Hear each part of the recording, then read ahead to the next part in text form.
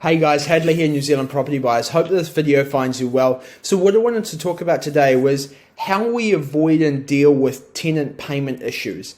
So what we're really talking about here is how do we guarantee that our rents are paid each and every month? A little bit about what does the future look like as we move forward, and steps that we can take to mitigate this so that we're getting guaranteed rent each and every week. So initially what I'll speak about specific to New Zealand, but the way that things are going at the moment with economy, with cost of living and things like that, we need to start thinking about where our rents are priced, and then also too, in the scheme of things, the certainty around the type of tenants that we're getting if we're putting tenants into our properties.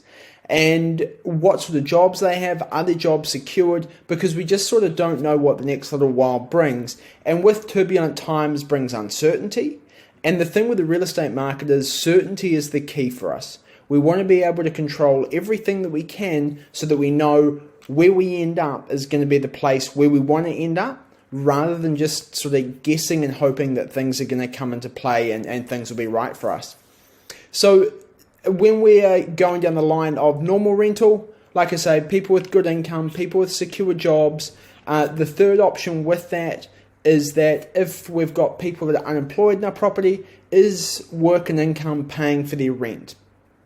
So the work and income paying for the rent leads me on to the next point, which we talk about nearly every video at some point here, is the social housing side of things. So a couple of things here to think about with your guarantee of your rent. When we get our properties with a social housing provider, we're getting 52 weeks a year of rent, regardless of whether the property is tenanted or not. So what I mean by that is that while the property is getting set up, the property is being rented.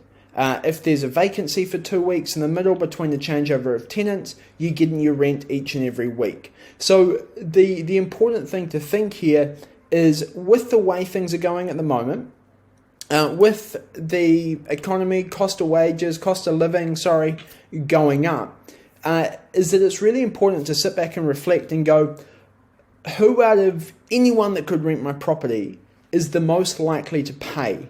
And I know for me, when I look at this, the number one person that's always going to pay me is the government. And obviously the reason for that is they need to provide houses, whereas people that are working jobs, the first thing they're going to be worried about is their food and their families surviving, and then rent maybe down the track. So if we can lock the certainty in from the start to go, right, 52 weeks a year of rent, we can renew our lease from year to year. We're also with the option of getting out of it, and the interest deductibility laws that come with that at the moment. The certainty of social housing for avoiding any payment issues is the only certain way forward. And a little bit of certainty in these uncertain times is a really, really good thing. So if you've got any more questions, drop a comment in the comment section below. Hit the subscribe button. And let me know too, what other content, what other questions you've got, because I'd love to answer them for you. Enjoy your day. Thanks so much.